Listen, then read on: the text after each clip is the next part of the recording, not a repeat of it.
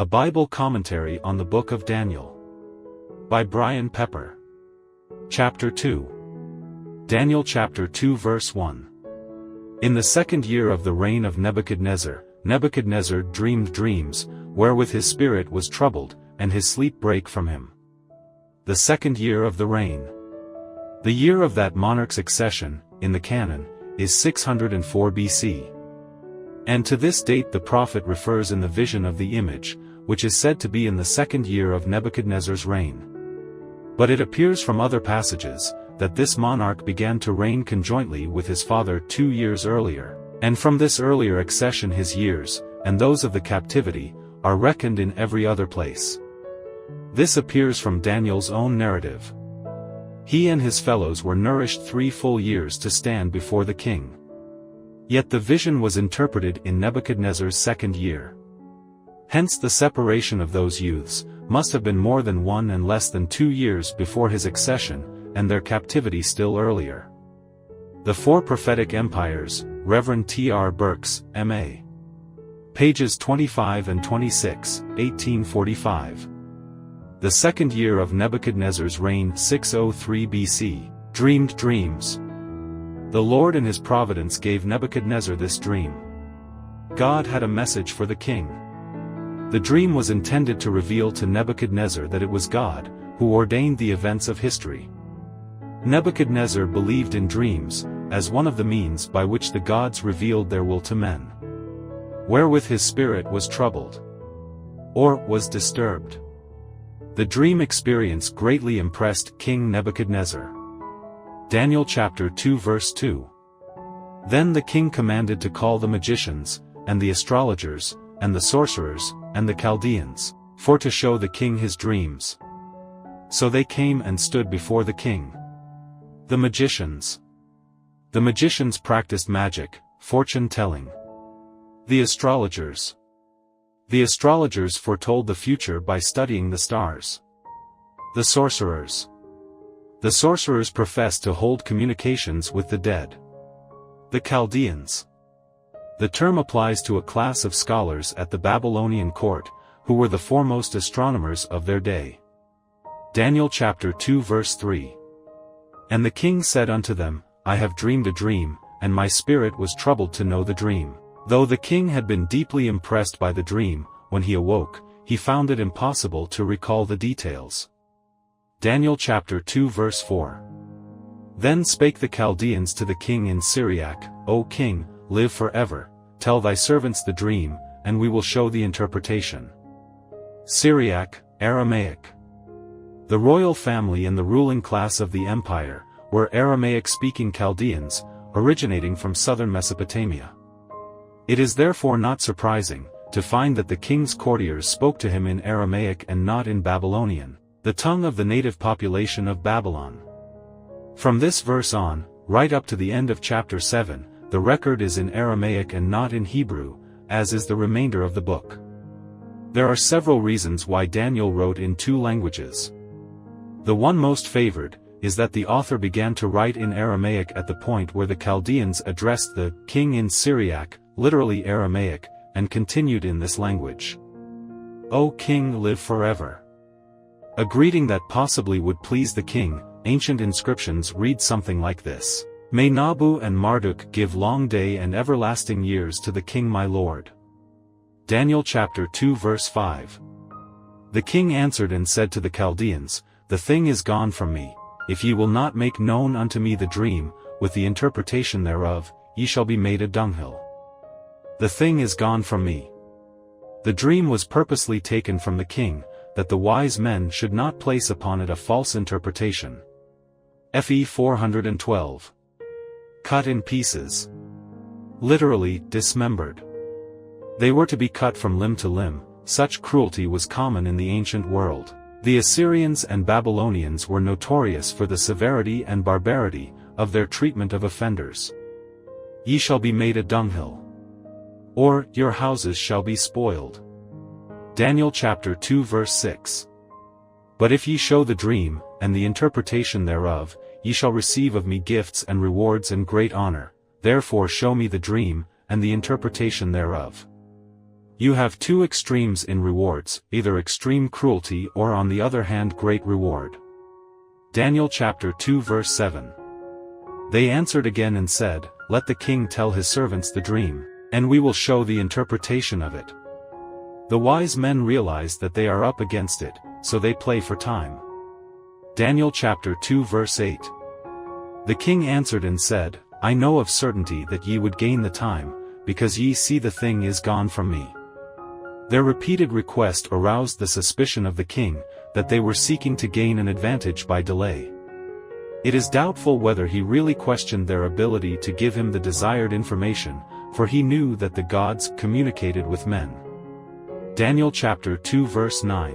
But if ye will not make known unto me the dream, there is but one decree for you, for ye have prepared lying and corrupt words to speak before me, till the time be changed, therefore tell me the dream, and I shall know that ye can show me the interpretation thereof. Having prepared lying and corrupt words. He probably means by this, that they have agreed together, as to what they should tell the king about the meaning of his dream. Till the time be changed.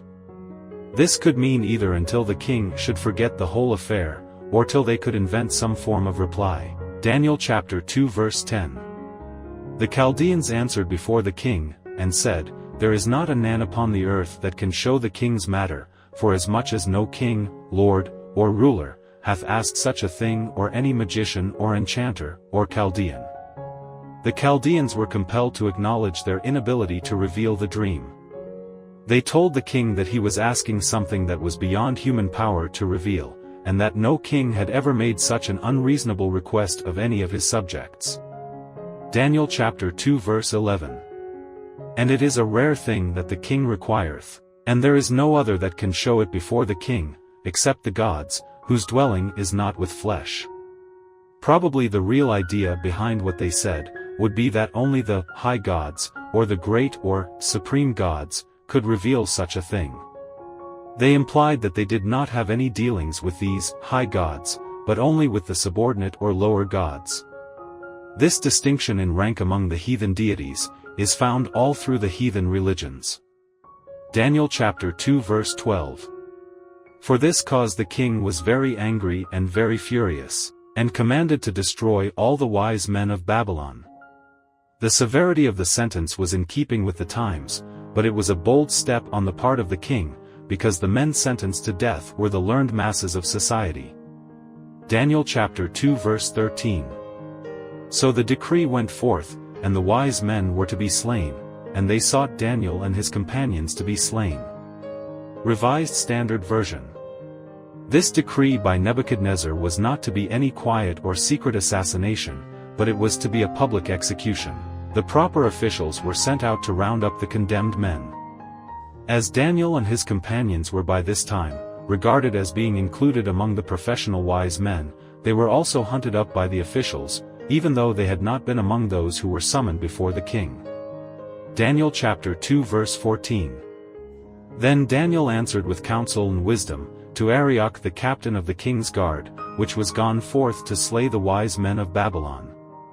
Possibly Daniel was taken by surprise, as it would still be in the early hours of the day, however he answered with tact and discretion. Daniel chapter 2 verse 15. He answered and said to Arioch the king's captain, Why is the decree so hasty from the king? Then Arioch made the thing known to Daniel. Daniel wanted to know, what was the urgency of the matter?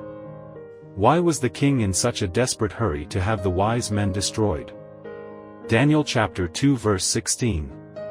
Then Daniel went in, and desired of the king that he should give him time, and that he would show the king the interpretation. One of the things that infuriated the king, was that the wise men were seeking to postpone their answer. Obviously the king was still troubled over the dream, and may have been happy over the prospect of finding a solution to the mystery that was troubling him. Seeing that Daniel had not been consulted previously, the king may have thought that it was only fair to give him an opportunity.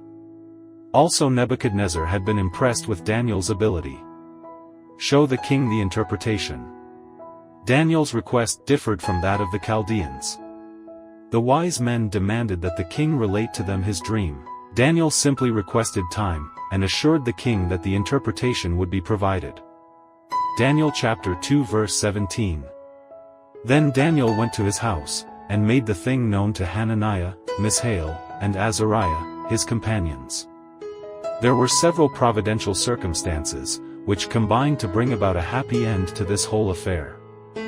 1. The king's dream had made a profound impression on his mind. 2. Being unable to recall the dream, it exposed the false claims of the wise men.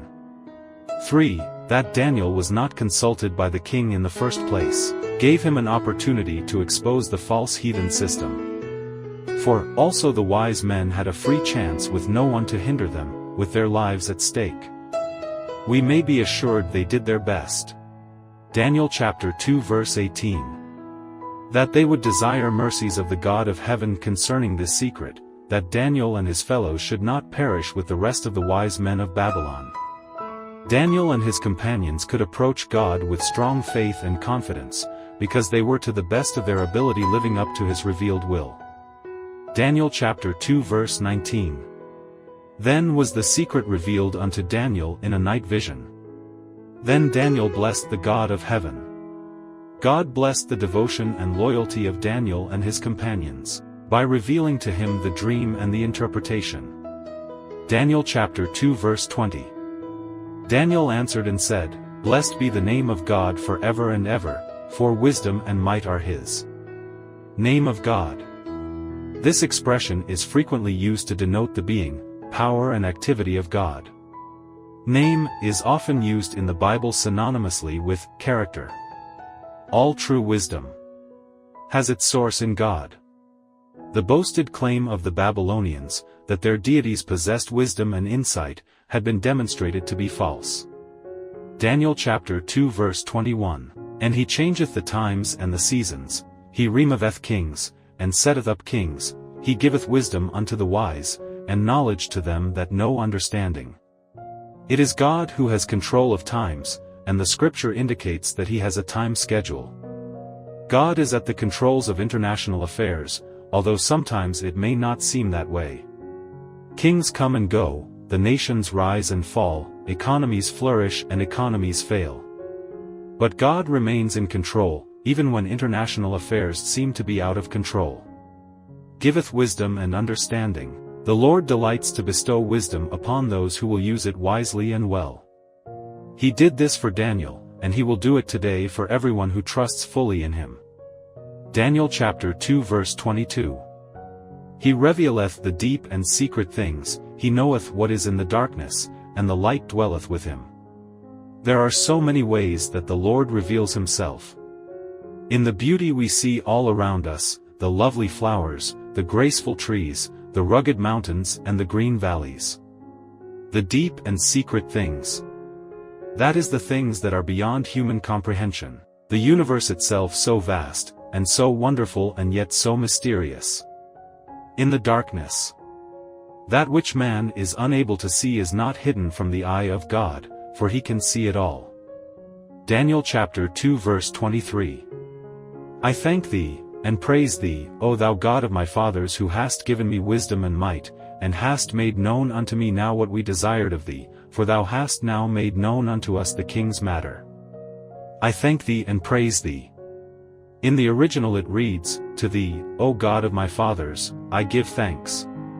It was more than thanks to God, for the revelation given to him meant life to all concerned. Who hast given me wisdom and might. Daniel was ready to acknowledge that whatever wisdom he possessed, came from a divine source. Daniel chapter 2 verse 24. Therefore Daniel went in unto Arioch, whom the king had ordained to destroy the wise men of Babylon. He went and said thus unto him, Destroy not the wise men of Babylon, bring me in before the king, and I will show unto the king the interpretation. Daniel's first concern was to plead for the wise men of Babylon, that the sentence of death upon them might be cancelled. The secret had been revealed to Daniel, and because of this, the lives of all the group should be spared. Daniel chapter 2 verse 25. Then Arioch brought in Daniel before the king in haste, and said thus unto him, I have found a man of the captives of Judah, that will make known unto the king the interpretation. These words indicate that Daniel himself did not have an audience with the king, as is suggested in verse 16. In haste. In great excitement, possibly because of his great joy that the secret had been discovered, he might now be spared the gory task of executing all the wise men. Daniel chapter 2 verse 26. The king answered and said to Daniel, whose name was Belteshazzar, Art thou able to make known unto me the dream which I have seen, and the interpretation thereof?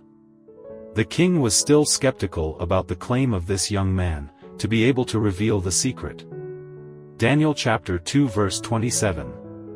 Daniel answered in the presence of the king, and said, The secret which the king hath demanded, cannot the wise men, the astrologers, the magicians, the soothsayers, show unto the king. Daniel had no desire to exalt himself above the wise men. He wished to impress upon the king the futility of trusting his wise men for counsel and help. He wanted the king to realize there was a greater source of wisdom and knowledge, the great God whom he worshipped, who was the true source of revealing secrets. Daniel chapter 2 verse 28. But there is a God in heaven that revealeth secrets, and maketh known to the king Nebuchadnezzar, what shall be in the latter days. Thy dream, and the visions of thy head upon thy bed, are these. The message of this dream was not only for Nebuchadnezzar, but it was a message that would be for all rulers and people right down to the end of time.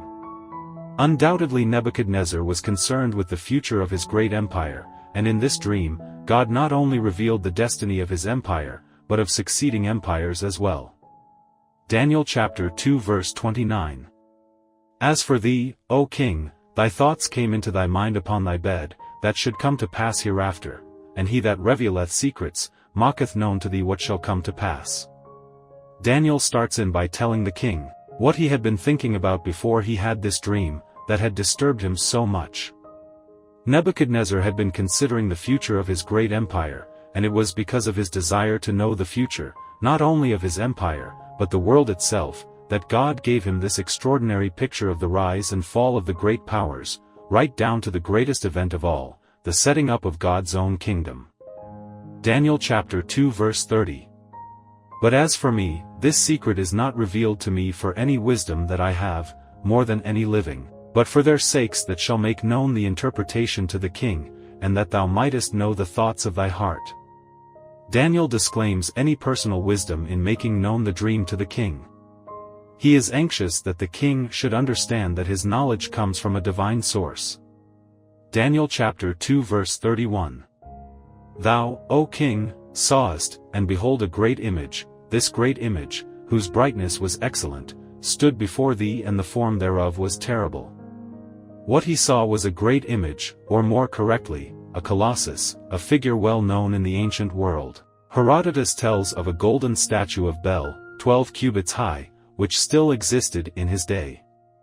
The bronze Apollo erected 280 BC on the shore of the harbor of Rhodes, was said to be 100 feet high, and was one of the 7 wonders of the ancient world. Daniel chapter 2 verse 32. This image's head was of fine gold, his breast and his arms of silver, his belly and his thighs of brass. A large image or statue of any sort would naturally be an object of interest to any pagan, especially seeing that this one was extraordinarily brilliant. Naturally the king's attention would be directed to the head of gold, as he began to take in the details, noticing the other metals of which the image was composed. He may not at first noticed how that there was a deterioration in quality and appearance. Looking carefully at the great image, reveals that it was a very unstable construction. The fragile feet doomed the whole thing, even if a stone had not appeared to destroy it. Daniel chapter 2 verse 33. His legs of iron, his feet part of iron and part of clay. As Nebuchadnezzar's gaze went from the head to the breast, and then to the belly and thighs, he must have wondered why there was this deterioration of metals. This in itself would have made him do quite a deal of thinking. Daniel chapter 2 verse 34. Thou sawest till that a stone was cut without hands, which smote the image upon his feet, that were of iron and clay, and brake them to pieces. The fact that the stone mentioned here was cut out without human hands, very clearly implies that it was supernatural in nature, for it had nothing to do with human craftsmanship. Also that it crushed this great image, indicates that it was no ordinary stone. Daniel chapter 2 verse 35. Then was the iron, the clay, the brass, the silver, and the gold, broken to pieces together, and became like the chaff of the summer threshing floors, and the wind carried them away, that no place was found for them, and the stone that smote the image, became a great mountain, and filled the whole earth. One of the astonishing facts revealed by archaeology, is that the Chaldeans, the leading priests of the god Bel, Marduk, also represented as priests of the Great Mountain. This cult of Shadurabu, or the Great Mountain, was one of the most powerful cults of Babylonia. At the mention of this term by Daniel, the king's mind would be impressed. Daniel chapter 2 verse 36. This is the dream, and we will tell the interpretation thereof before the king. Daniel includes his companions, in that they have joined him in earnest prayer, that the interpretation might be revealed. Daniel chapter 2 verse 37. Thou, O king, art a king of kings, for the God of heaven hath given thee a kingdom, power, and strength, and glory. Nebuchadnezzar became one of the greatest sovereigns of the ancient world, enjoying a long and prosperous reign of some 43 years. The God of heaven hath given thee. In his inscriptions, Nebuchadnezzar attributes his real success to his god Marduk, but Daniel corrects this mistaken idea. He affirms that it is the God of heaven, who has bestowed such power upon him. Daniel chapter 2 verse 38. And wheresoever the children of men dwell, the beasts of the field and the fowls of the heaven, hath he given into thine hand, and hath made thee ruler over them all. Thou art this head of gold. This is a fitting representation of Babylon's dominion, in the time of Nebuchadnezzar. The manner in which ancient kings included the animal world in their sphere of domination is illustrated by a statement of Shalmaneser III, Ninurta and Palal, who love my priesthood, have given me all the beasts of the field. Thou art this head of gold. This does not mean the king himself, but rather his kingdom, Babylon. The term king and kingdoms are used interchangeably in this connection, both in this chapter and in the following ones, particularly the 11th. Isaiah called Babylon the Golden City, Isaiah chapter 14 verse 4. An abundance of gold was used in embellishing Babylon. Herodotus describes in lavish terms, how gold sparkled in the sacred temples of the city. Daniel chapter 2 verse 39. And after thee shall arise another kingdom inferior to thee, another third kingdom of brass, which shall bear rule over all the earth. At first one would be inclined to question this statement, for Medo-Persia was not inferior to Babylon in either power or territory. In contrasting the two empires, we find that Medo-Persia covered more territory, also it was not inferior in riches or grandeur. But it was inferior in the matter of unity and compactness of organization. History does not look upon it as being so grand. And another third kingdom of brass. The empire of Alexander succeeded that of Medo-Persia, when Alexander won the Battle of Arbela in 331 BC. The Greeks were noted far and wide for their brass armor, which was a new thing, and gave them a great superiority over their enemies. Which shall bear rule over all the earth. History records that the rule of Alexander extended over Macedonia, Greece, and the Persian Empire including Egypt, and extending eastward to India. It was the most extensive empire of the ancient world up to that time. Daniel chapter 2 verse 40. And the fourth kingdom shall be strong as iron, forasmuch as iron breaketh in pieces and subdueth all things, and as iron that breaketh all these, shall it break in pieces and bruise. The kingdom that succeeded the divided remnants of the Macedonian Empire of Alexander, was what Edward Gibbon, the great historian, has aptly called, the Iron Monarchy of Rome. Break in pieces and bruise. Crushing one opponent after another, she finally became the conqueror of the Mediterranean world and Western Europe. Daniel chapter 2 verse 41. And whereas thou sawest the feet and toes, part of potter's clay, and part of iron, the kingdom shall be divided, but there shall be in it of the strength of the iron, forasmuch as thou sawest the iron mixed with miry clay. It is interesting to notice that Medo-Persia was represented by the chest and arms. Rome by the 2 legs of iron, which could represent Eastern and Western Rome. Naturally, when we think of the feet, we conclude that there were 10 toes, although the text does not mention any number. In chapter 7, the 4th beast, which represents Rome, is said to have 10 horns. These are explained as meaning 10 kings. Also, the text suggests that some of these kingdoms would be strong, and some would be weak. Daniel chapter 2 verse 42. And as the toes of the feet were part of iron, and part of clay, so the kingdoms shall be partly strong and partly broken. These barbarian kingdoms differed greatly in military prowess. As the famous historian Edward Gibbon states, when he refers to the powerful monarchies of the Franks and the Visigoths, and the dependent kingdoms of the Sueves and Burgundians. Daniel chapter 2 verse 43. And whereas thou sawest iron mixed with miry clay, they shall mingle themselves with the seed of men, but they shall not cleave one to another, even as iron is not mixed with clay. They shall mingle themselves with the seed of men. Attempts would be made by intermarriage to bring about unity.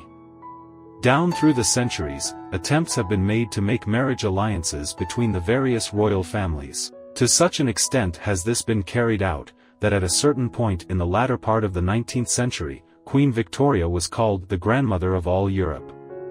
They shall not cleave one to another. Daniel's prophecy has stood and will stand the test of time. Various attempts to unite into one great nation or empire, the divided nations, have ended in failure. Daniel chapter 2 verse 44. And in the days of these kings shall the God of heaven set up a kingdom, which shall never be destroyed, and the kingdom shall not be left to other people, but it shall break in pieces and consume all these kingdoms, and it shall stand forever. This everlasting kingdom is symbolized by the stone, which struck the image on the feet and toes. The everlasting kingdom is the kingdom of Christ, which he will set up, down at the close of time. As pictured here in this prophecy, the symbol is very dramatic. The stone, or what it represents, the setting up of Christ's everlasting kingdom, is to smash all earthly governments with violence, thus causing their total destruction. Daniel chapter 2 verse 45. Forasmuch as thou sawest that the stone was cut out of the mountain without hands, and that it brake in pieces the iron, the brass, the clay, the silver, and the gold, the great God hath made known to the king what shall come to pass hereafter, and the dream is certain, and the interpretation thereof sure. The stone was cut out of the mountain without hands. The stone mentioned here is a single stone, or could be described as a sling stone. The word rock is used several times in the scriptures as a symbol of God. We are all familiar with the hymn, Rock of Ages. The rock spoken of in that famous hymn represents Jesus Christ. How fitting a symbol is the stone of this prophecy, which represents Jesus Christ, the Rock of Ages, setting up his everlasting kingdom. Daniel chapter 2 verse 46. Then the king Nebuchadnezzar fell upon his face, and worshipped Daniel, and commanded that they should offer an oblation and sweet odors unto him. It has been suggested that Nebuchadnezzar was not worshipping Daniel, but through Daniel, was adoring Daniel's God. Some commentators draw attention to Josephus' record of how Alexander the Great bowed before the Jewish high priest, and when Parmenio, the king's general, inquired concerning the meaning of this act, Alexander replied, I did it not to adore him, but that God who hath honored him with his high priesthood. Nebuchadnezzar had a very limited knowledge of the true God, and was doing the best he knew at the time to express his thankfulness. Daniel chapter 2 verse 47. The king answered unto Daniel and said, Of a truth it is, that your God is a God of gods, and a Lord of kings, and a revealer of secrets, seeing thou couldest reveal this secret. This can be translated, Your God is a God of gods. Nebuchadnezzar, who called his patron god Marduk, Lord of gods, acknowledges that Daniel's God is infinitely superior to any of the so-called gods of the Babylonians. Daniel chapter 2 verse 48. Then the king made Daniel a great man, and gave him many great gifts, and made him ruler over the whole province of Babylon, and chief of the governors over all the wise men of Babylon. Daniel was promoted to the place of administrator of the chief province of the empire, in which was the capital itself. God not only gave Daniel understanding regarding the dream, but placed Daniel in this high position, so that he might exercise an influence in the mighty empire of Babylon as well. Daniel chapter 2 verse 49. Then Daniel requested of the king, and he set Shadrach, Meshach, and Abednego over the affairs of the province of Babylon, but Daniel sat in the gate of the king. Daniel knew that with his 3 companions assisting him in the running of the empire, he could depend upon their loyalty. Also being men of prayer, they would bring strength to his leadership.